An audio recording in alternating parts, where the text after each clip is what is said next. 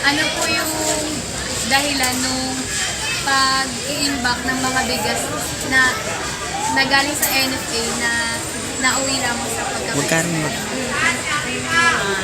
Palagay ko kasi doon marami silang marami silang bigas kaya hindi pa agad nila nilalabas dahil marami so makikita na marami silang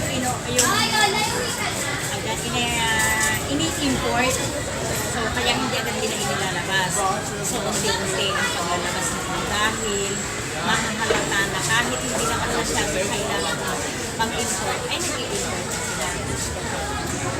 Ano po yung maaaring maging epekto ng suliran?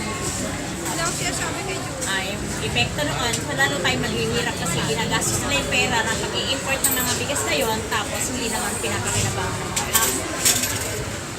Yung pangatlo po, sino-sino ang mga dapat na Unang-una yung namamahala ng ang chairman ng NFA, siyempre, pananagutan niya yun. Kasi kung hindi siya, kung yun ay, kung alam niya ang mga dapat pangangailangan, dapat, alam niya din kung paano kontrolin ang pag-import natin ng bigas. Paano po malulutas yung suliran nito?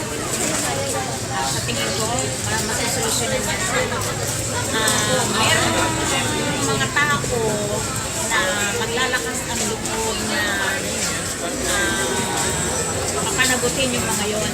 Una, dapat ang mga tao ay magreklamo sa nakita nilang gano'n. Maging vigilante tayo sa mga nangyayari sa ating gobyerno.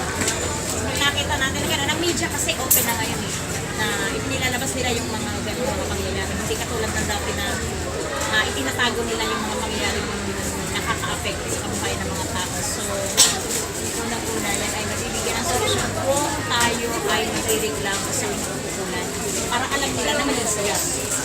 Yung huli po, ano po yung maaaring gawin para hindi na po ulit mangyari itong suliran? Dapat bantayan natin yung mga tao ang may karapatan na pigilan ang mga moves nila na hindi naaayon sa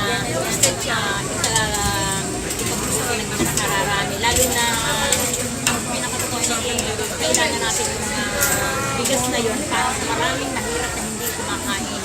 So dapat may organization, mga NGOs na mga advocacy na tungkol sa pangkabuhayan ng mga tao.